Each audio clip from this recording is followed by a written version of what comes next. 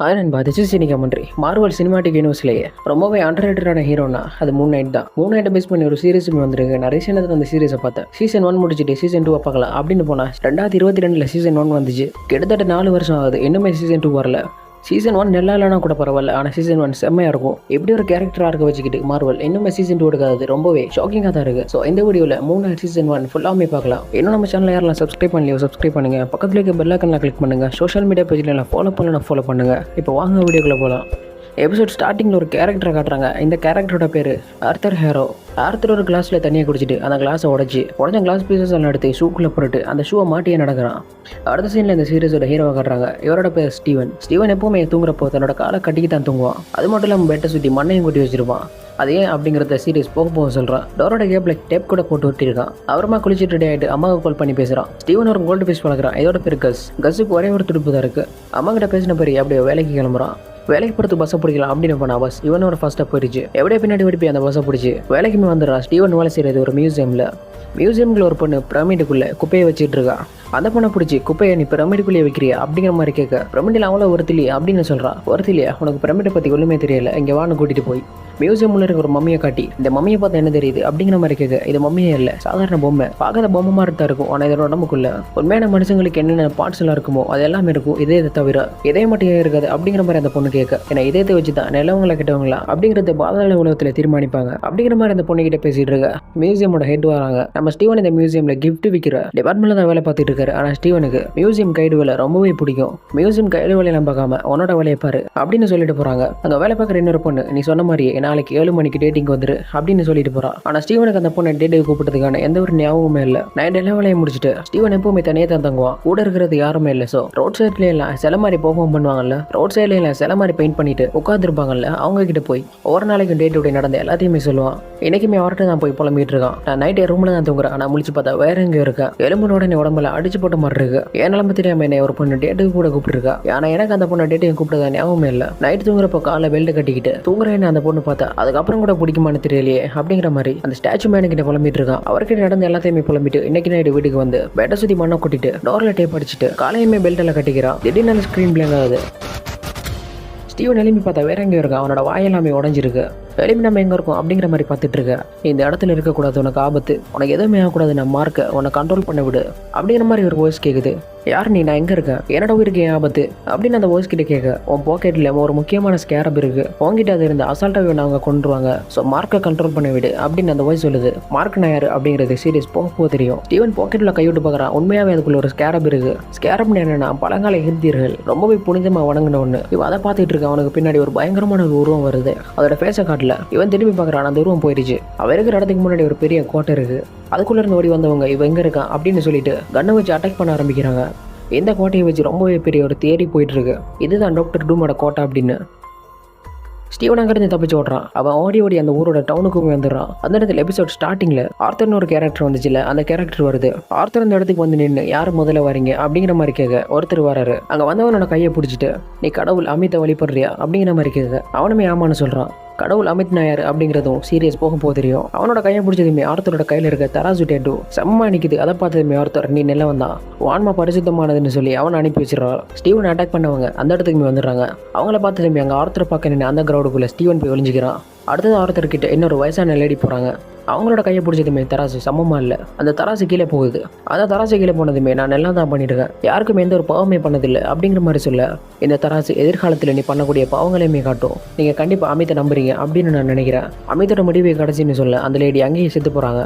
இந்த author hero யாருன்னு அமித்னு ஒரு கடவுள் இருக்கு. அந்த அமித்தோட அவதாரம் தான் இந்த ஆர்த்தர் ஒருத்தரோட கையை பிடிச்சி பார்க்கறது மூலியமா அவரோட கையில இருக்க தராசு இவர் நன்மை பண்ணவரா பாவம் பண்ணவரா அப்படிங்கிறத கரெக்டாவே காட்டிடும். அந்த ஆள் நல்லவரா இருக்காரு, எதிர்காலத்துல பாவம் பண்ண போறாரு அப்படின்னாலுமே அதை காட்டிடும். இப்போ அந்த லேடியை காட்டின மாதிரி ஸ்டீவனை தேடி திட்டிற கும்பல ஒருத்தன் ஆர்த்தர் கிட்ட வந்து அவன் ஸ்கேரப் எடுத்துக்கிட்டு தப்பிச்சிட்டான்னு சொல்ல, அங்க இருக்க கிரௌடு கிட்ட ஜிப்டிஸ்ல ஏதோ ஒன்று சொல்ல, அதை கேட்டதுமே அங்க இருக்க மக்கள் உட்காந்துக்கிறாங்க. ஆர்த்தர் சொல்றது என்னங்கிறது தெரியாம ஸ்டீவன் மட்டும் நின்றுட்டு இருக்காரு. கடவுள் அமித்தோட சாட்சியா கேட்கிறேன், அந்த ஸ்கேரப்பை திரும்பி கொடுத்துரு, எனக்கு அந்த ஸ்கேரப்புக்கு சம்மந்தமே இல்லை, நீங்களே வச்சுக்கோங்கன்னு ஸ்டீவன் அதை எடுத்து கொடுக்குறான். ஆனா ஸ்டீவனால அதை கொடுக்கவே முடியல. அவனோட கையை வேற யாரை கண்ட்ரோல் பண்றாங்க. அதை இவங்கிட்ட கொடுக்காதுன்னு அந்த வாய்ஸ் சொல்லுது. அதை மற்ற கையால எடுத்து கொடுக்கலான்னு பார்த்தா அந்த கையாலையுமே முடியல. இப்போ ஸ்டீவனோட காலுமே கண்ட்ரோல் இல்லை. அங்க இருக்க எல்லாருமே ஸ்டீவனை பிடிக்கிறாங்க. இப்போ திரும்பவுமே ஸ்கிரீன் ஃபிளிக்கர் ஆகுது. முடிச்சு பார்த்தா அங்கே உடஞ்சிருந்து எல்லாருமே செத்து கிடக்குறாங்க. ஸ்டீவனோட கையில ஃபுல்லாமே ரத்தமா இருக்கு. அந்த ஸ்கேரப் ஸ்டீவனோட கையில தான் இருக்கு. அந்த இடத்துல ஒரு கப் கேக் வேண்டிருக்கு. அதை எடுத்துட்டு அங்கேருந்து சேர் ஆனால் இன்னும் கொஞ்சம் பேர் அவனை கார்லயே சேஸ் பண்றாங்க. கார்ல சேஸ் பண்ண ஒருத்தன் வேனுக்குள்ளே வந்துடுறான். அங்க இருக்க கப் கேக் எல்லாம் வச்சு மூஞ்சில தேய்ச்சி பார்க்கறான். திரும்பவும் ஸ்கிரீன் ஃபிளிக்கர் ஆகுது. முடிச்சு பார்த்தா ஸ்டீவனோட கையில ஒரு கன் இருக்கு. அங்க வந்து அவன் செத்து கிடக்குறான். மார்க்கல் நீ கண்ட்ரோல் பண்ணி விடு, அவன் எல்லாத்தையுமே பார்த்து பண்ணு அந்த வாய்ஸ் சொல்லுது. ஸ்டீவன் அந்த வாய்ஸ் கிட்ட பேசிட்டு போயிட்டு இருக்கிறப்போவே முன்னால ஒரு ட்ரக்கமே வந்துருச்சு. அப்போ திரும்பவுமே ஸ்க்ரீன் ஃபிளிக்கர் ஆகுது. இப்போ முடிச்சு பார்த்தா வேன் ரிவர்ஸில் போயிட்டு இருக்கு. சேஸ் பண்ணி வந்த ஆளுங்களுமே பிடிச்சிடுறாங்க.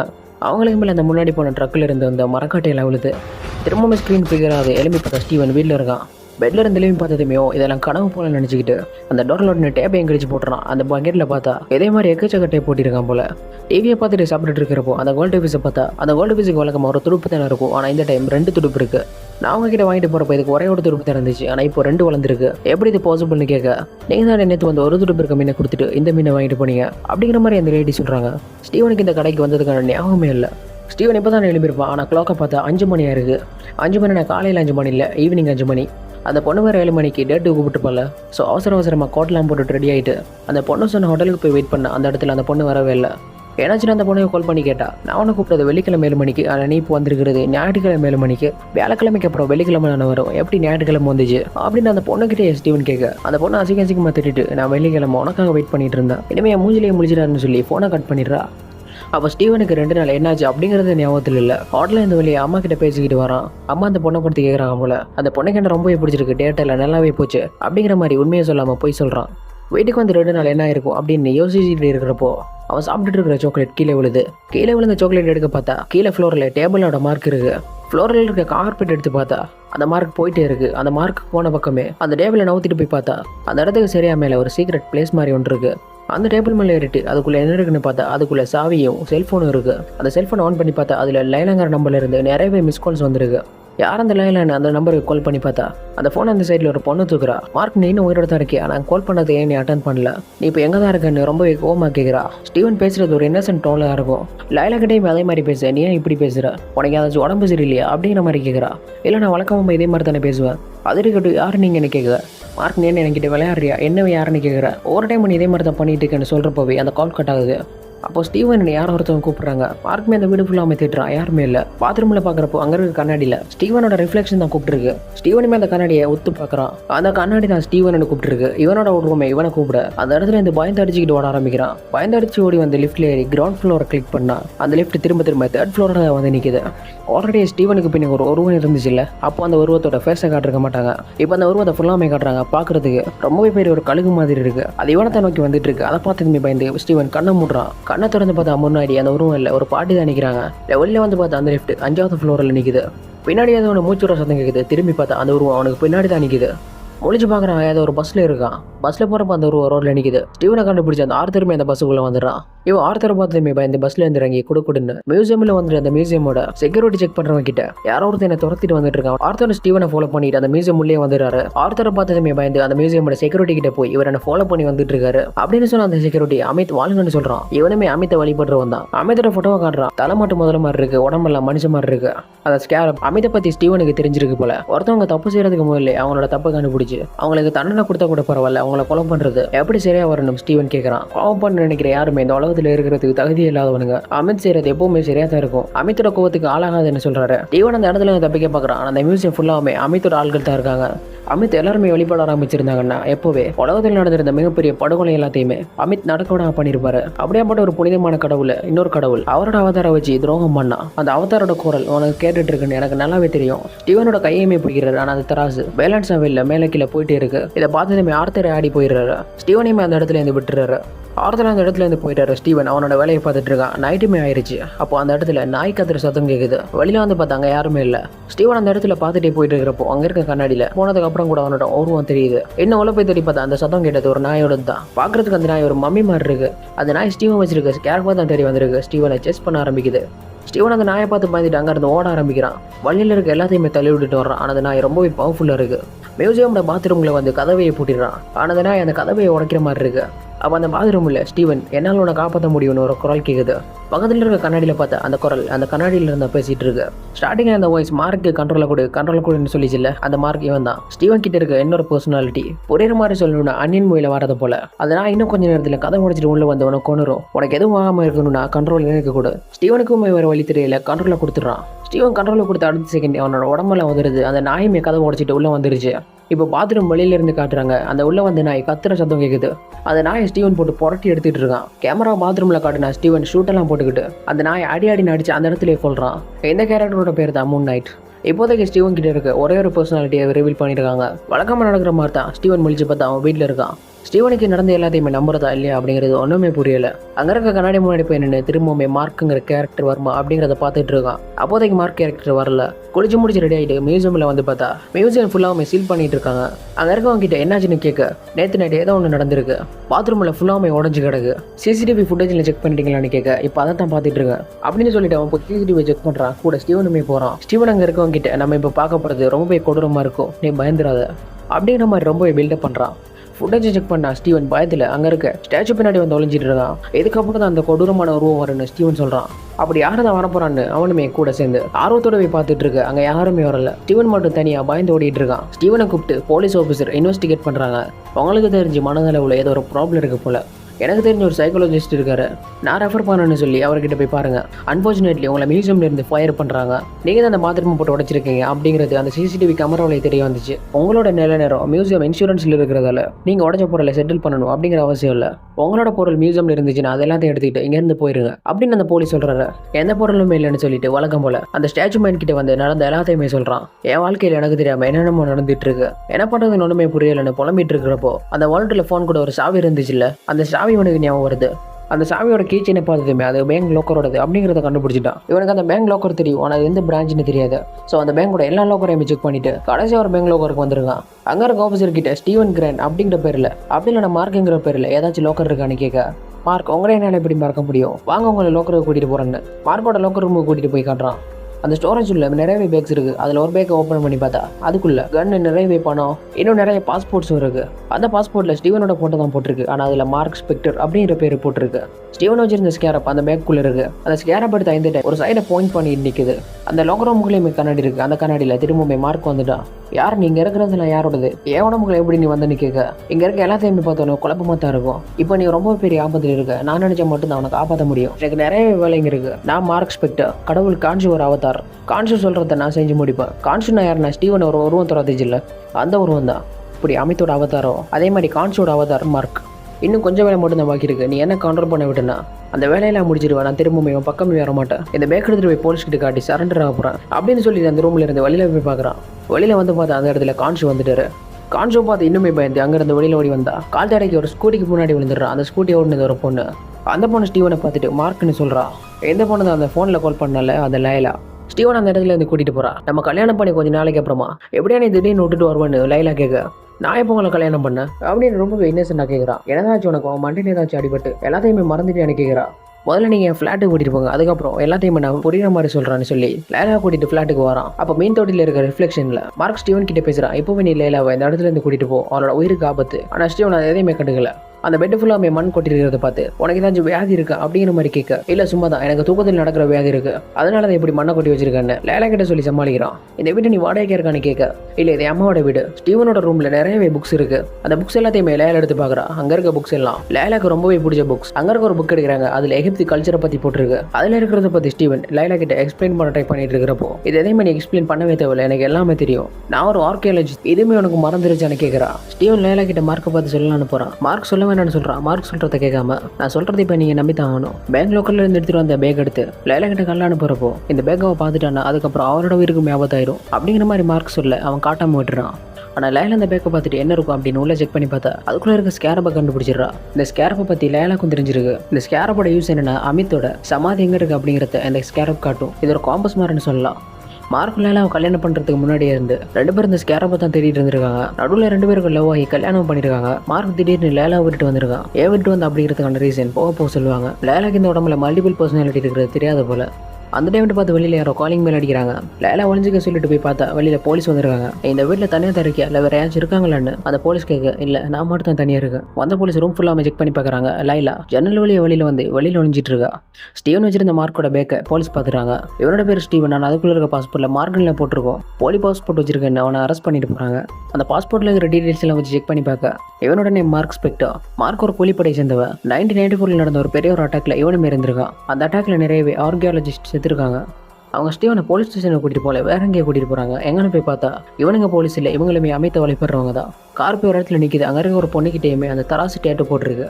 காரோட கண்ணாடி ரிஃப்ளெக்ஷனில் மார்க் பேசுகிறான். வழக்கமான கண்ட்ரோல் எனக்கு கூட, உனக்கு எந்த ஒரு பிரச்சனையும் இல்லாமல் நான் பார்த்துக்கிறேன். எப்போதான் ஸ்டீவனுக்கு மார்க்னா யாருன்னு தெரிஞ்சிருச்சு. நீ ஒரு கொலைகாரன், உன்னை கண்ட்ரோல் பண்ண விடவே மாட்டேன். நான் அடிப்பட்டு செத்தாலும் பரவாயில்லன்னு ஸ்டீவன் சொல்கிறான். அந்த இடத்துக்கு ஆர்த்தரே வந்துடுறான். கான்ஷியுமே வந்துடுறாரு. கான்ஷு வந்தது ஆர்த்தருக்கும் தெரிஞ்சிருக்கு. கான்ஷு பேசுறது எல்லாமே கேட்குது. கான்ஷு ஸ்டீவன் கிட்ட மார்க்கை கண்ட்ரோல் கூடன்னு கேட்க அதே மாதிரி ஆர்த்தர் கேட்டிருக்கு போல. அவன் சொல்கிறது எதையுமே நீ கேட்காத, உனக்கு கொஞ்சம் இடத்த காட்ட வேண்டியிருக்கு, வான்னு கூட்டிகிட்டு போகிறாரு. ஸ்டீவன் அந்த ஏரியாவில் இருக்க ஒரு ஹோட்டலில் கூட்டிகிட்டு போயிட்டு உனக்கு முதல்ல நான் தான் கான்ஷோட அவதாரம் இருந்தேன். என்னோட மைண்டை குழப்பி நிறையவே கொலை செய்ய வச்சான். ஒருத்தன் பாவம் பண்ணதுக்கு அப்புறம் தான் அவனுக்கு தண்டனையை கொடுப்பான். அப்போ தான் எனக்கு அமிதை பற்றி தெரிய வந்துச்சு. அமித ஒருத்தன் பாவம் பண்ண போகிறான் அப்படிங்கிறத அவன் பாவம் பண்ணுறதுக்கு முதலே கண்டுபிடிச்சதுக்கான தண்டனையை கொடுத்துருவாரு. ஒரு பொண்ணை ஒருத்தன் ரேப் பண்ணிட்டு அதுக்கப்புறம் அவனை கூப்பிட்டு தண்டனை கொடுத்தா அது மாறவா போகுது. அவன் அப்படிப்பட்ட தப்பு செய்யறதுக்கு முதல்ல அவனுக்கு தண்டனை கொடுத்தா அவனுக்குமே தண்டனை கிடைச்சிடும். அந்த பொண்ணுக்குமே எந்த ஒரு பாதிப்புமே இல்லாமல் ஆயிரும். இவங்களுக்கே அந்த ஸ்கேரப் வேணும்னா அமிதோட உடம்பு எங்க ஒரு இடத்துல புதைச்சி வச்சிருக்காங்க. அமிதால ஒருத்தரை கம்யூனிகேட் பண்ண முடியும், பவரை கொடுக்க முடியும். ஆனால் இப்போ கான்ஷு வெளியில் திடுற மாதிரி அமிதால தெரிய முடியாது. அதனால தான் அந்த ஸ்கேரப் வச்சு அமிதோட உடலை கண்டுபிடிச்சி தோண்டி வெளியில் எடுத்துட்டு அமிதாலையுமே சுதந்திரமாக இருக்க முடியும். அமித்தர் உடம்பு எடுக்கணும்னா அதுக்கு அந்த ஸ்கேரப் ரொம்பவே முக்கியம். இப்போ அந்த ஸ்கேரப் எங்கே இருக்குன்னு கேட்க அந்த ஸ்கேரப் என்கிட்ட இல்லை, நான் மார்க்கிட்ட பேசணும். ஸ்டீவனோட உடம்புல மல்டிபிள் பர்சனாலிட்டி இருக்கிறது ஆர்த்தருக்குமே தெரிஞ்சிருக்கு. என் உடம்பு மார்க்கு கண்ட்ரோல் கொடுக்க முடியாது அப்படின்னு ஸ்டீவன் அடமெண்டா இருக்க ஆர்த்தரோட கையில் இருக்க அந்த குச்சி எடுக்கிறாரு. இதில் அமித்தோட பவர் இருக்கு, என்னை யூஸ் பண்ண வச்சிருக்காத, மரியாதை அந்த ஸ்கேரப் எங்கே இருக்கு அப்படிங்கிறத சொல்லிட்டு அந்த இடத்துக்கு ஸ்கேரப் எடுத்துக்கிட்டு லைலாவே வந்துருக்கா. அவ கையில் ஸ்கேரப் இருக்கிறத பார்த்ததுமே அங்கே இருக்க ஆக்கள் கிட்ட லேலா அப்படியே சொல்லி ஆர்த்தர் சொல்ல லேலா ஸ்டீவன் கிட்ட அவன் சூட்டை வரவை அப்படின்னு சொல்றான். அப்போ இவளுக்கு 3 நைட்டு பற்றியுமே தெரிஞ்சிருக்கு. மார்க் கண்ட்ரோல் இருந்தால் தானே 3 நைட் வரும். ஸோ 2 பேரும் அங்கேருந்து தப்பிச்சு போகிறாங்க. அவங்க அங்கேருந்து தப்பிச்சு போனதுமே ஆர்த்தர் அவரோட கையில் இருக்க குச்சி வச்சு ஒரு போர்ட்டல் கேட் ஓப்பன் பண்ணி அதுக்குள்ளே இருந்த மம்மி மாதிரியான ஒரு நாய் வருது. ஸ்டீவன் லேலா ஒரு ரூம்குள் போய் ஒழிச்சிக்கிறாங்க. இப்போவே நீ அந்த சூட்டை வரவை அப்படின்னு லேலா சொல்லிக்கிட்டே இருக்க அந்த நாய்மே அந்த கதை உடச்சிட்டு உள்ள வந்துருச்சு. அந்த நாயை பார்த்து ஸ்டீவன் கத்துற. ஆனால் அந்த நாய் லேலாவோட கண்ணுக்கே தெரியல. அந்த நாய் ஸ்டீவன் அட்டாக் பண்ண அங்கேருந்து ஜன்னல் உடச்சிட்டு கீழே விழுந்துடுறான். கீழே விழுறப்போவே சூட் அப்படின்னு சொல்லிட்டு இல்லை. இப்போ ஸ்டீவனுக்கு சூட் வந்துருச்சு. ஆனால் இது 3 நைட்டில் மிஸ்டர் நைட். மார்க் கண்ட்ரோல் இருக்கிறப்போ எப்படி 3 நைட் வருமோ அதே மாதிரி ஸ்டீவன் கண்ட்ரோல் இருக்கிறப்போ மிஸ்டர் நைட் வரும். மிஸ்டர் நைட் 3 நைட் அளவுக்கு அவ்வளோ பவர்ஃபுல் இல்லை, ஆனால் பவர்ஃபுல் தான். அந்த மம்மி நாய் மேலே இருந்து கீழே வந்துருச்சு. மிஸ்டர் நைட்டை போட்டு அடி நடிக்குது. மிஸ்டர் நைட் அங்கே இருக்க காரோட பம்பர் பிடிச்சதுமே அது கையோடவே வந்துருச்சு. இதை வச்சு அவனோட ஸ்ட்ரென்த் எவ்வளோ இருக்கும் அப்படிங்கிறத கெஸ் பண்ணிக்கோங்க. லைலாக்கு அந்த நாய் தெரியல, ஆனால் அடி வாங்குறது மட்டும் தெரியுது.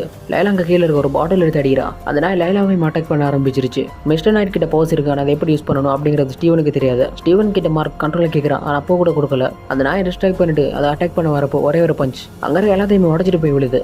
இப்போ ஸ்டீவனுக்கு மிஸ்டர் நைட்டோட பவர் தெரிஞ்சிருச்சு. போனதை விட ஃபாஸ்ட்டாக வந்து திரும்பவுமே அடிச்சிருச்சு.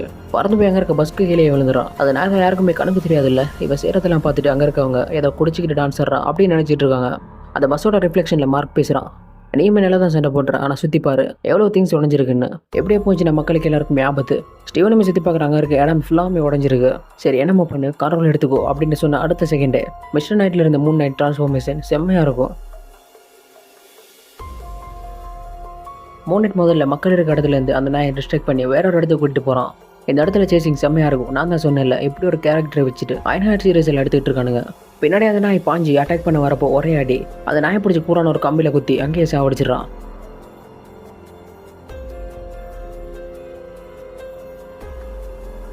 அது செத்ததுமே அப்படி டஸ்ட் ஆயிருச்சு. இப்போதைக்கு ப்ராப்ளம் முடிஞ்சிருச்சு. 3 நைட் இருந்து மார்க்கா மாறிடுறான். உங்ககிட்ட அந்த ஸ்கேரப்பை தேடி பார்க்குறான், ஆனால் ஸ்கேரப்பை காணோம். அந்த நாயோட நடந்த சேசிங்கிட்ட அந்த ஸ்கேரப் கீழே விழுந்திருக்கு. அதை ஒருத்தர் எடுக்கிறாரு. அந்த இடத்துக்கு ஆத்தர் வந்து அந்த ஸ்கேரப்பை வாங்கி எடுத்துட்டு அந்த ஆள் அங்கேயே சாவடிச்சு போட்டுறான். ஸ்கேரப் ஆத்தர் கிட்ட இருக்கிறது லைலா பார்த்துடுறா. லைலா பார்த்துட்டு ஆத்தருமே பார்த்துடுறான். எங்கே இப்போ உடம்ப மார்க் கண்ட்ரோல் பண்ணிட்டு இருக்கிறதால கண்ணாடி வழியா ஸ்டீவன் பேசிட்டு இருக்கான். நீ உடம்பு கண்ட்ரோல் எனக்கு தர மாட்டேன்னு ஸ்டீவன் கேட்க எனக்கு ஒரு வழி தெரியல ஸ்டீவன், இப்போதைக்கு நீ அங்கே ஏறு. நீ உடம்புல இருக்கிறதால எனக்கு தான் எல்லாமே நடந்துட்டு இருக்கு. என் வேலை போச்சு, எனக்கு என்ன நடக்குது அப்படின்னு ஒன்றுமே புரியல. வீட்டு தவங்க எழுப்பி பார்த்தா வேற எங்கேயோ இருக்க. ஸ்டீவன் இதெல்லாம் சொன்னது மட்டும் இல்லாமல் நீ உன் பொண்டாட்டியை விட்டுட்டு வந்திருக்க. நான் அவளை விட்டு வந்ததுக்கான காரணம் என்னன்னா அவன் கூட இருந்தான்னா எனக்கு ஏதாவது என்ன செத்துருனா அதுக்கப்புறம் கான்சு அவளுக்கு அவதாரம் எடுப்பான். வேற வழி மேலே அவன் அவதாரம் இருந்தே ஆகணும். அவளுக்கு எதுவும் ஆகக்கூடாது அப்படிங்கிறதுக்காக தான் நான் விட்டுட்டு வந்தேன் அப்படிங்கிற மாதிரி சொன்னாலும் கூட இன்னும் ஸ்டீவன் மார்க்கை ட்ரிகர் பண்ணிட்டு இருக்கான். கண்ட்ரோல் இழந்த மார்க் அந்த கண்ணாடியை போட்டு உடச்சிட்டு இருக்கான். கண்ணாடி உடையுது. அந்த கண்ணாடி உடைய உள்ள இருக்க ஸ்டீவனுக்குமே வலிக்குது. அந்த இடத்துக்கு கான்சுமே வராரு. நான் உனக்கு தந்த வேலைக்கு நேரம் எப்பவும் முடிஞ்சிருச்சு, இனிமே நீ அந்த வேலையை முடிக்காம இருக்க. நான் உன்னை அவதார தேர்ந்தெடுக்கிறப்போ நீ பணமா இருந்த உனக்கு உயிர் கொடுத்தது நான் தான். இந்த உடம்பு எனக்கு தான் சொந்தம். நான் கண்டிப்பாக இந்த வேலையை முடிச்சிருவேன். இந்த வேலையை முடிச்சதுக்கு அப்புறமா எனக்கு நீங்கள் விடுதலை அடிக்கணும் அப்படிங்கிற மாதிரி கேட்க நான் எப்போ புது அவதார தேர்ந்தெடுத்துட்டேன் உனக்கு தெரிஞ்சால் தான் அப்படிங்கிற மாதிரி கான்ஷி சொல்றாரு. கான்ஷி இப்படி சொன்னதுமே மார்க்கு அது லேலாக இருக்குமோ அப்படிங்கிற டவுட் இருக்கு. இப்போதைக்கு அந்த வேலையை செஞ்சு முடிப்போம்னு எகிப்துக்கு வந்துடுறான். இந்த இடத்துல அமிதோட உடம்பு இருக்கு. இப்போ மார்க் வெளியில் ஸ்டீவன் உள்ள. இந்த இடத்துல எபிசோட் 2 முடியுது. நெக்ஸ்ட் வீடியோவில் எபிசோட் 3, 4 பார்க்கலாம். 3 நைட் பிடிச்சவங்க யாரில் வரீங்களா அவங்கள லைக் பண்ணுங்க. நம்ம சேனலை சப்ஸ்கிரைப் பண்ணலாம், சப்ஸ்கிரைப் பண்ணுங்கள். ஆல்ரெடி நம்ம சேனலில் பிரேக்கிங் பேட் போட்டிருக்கோம், அதை பார்க்காதவங்க செக் பண்ணி பாருங்கள். அதோட சீசன் 2 வரல அப்படிங்கிறது நிறைய பேர் கமெண்ட்டில் கேட்டுட்ருக்கீங்க. எடிட்டிங் ப்ராப்ளம் இல்லை, அது அப்படியே ஸ்ட்ரக்காக இனிக்குது. இப்போ அதை திரும்பி முதல்ல இருந்து ரீஎடிட் பண்ணி தான் போடணும். திரும்பவும் எடிட் பண்ணணும் அப்படின்னு நினச்சாலே தலைவலிக்குது. எடிட் பண்ணிட்டு அப்படின்னா அதை அப்லோட் பண்ணிடுவேன். நிறையவே மூவிஸ் நம்ம சேனலில் போட்டிருக்கோம், பார்க்காதவங்க செக் பண்ணி பாருங்கள். வேறு என்ன மூவிஸ் பண்ணலாம் அப்படிங்கிறத கமெண்ட்டில் சொல்லுங்கள். This is cine commentary. நம்ம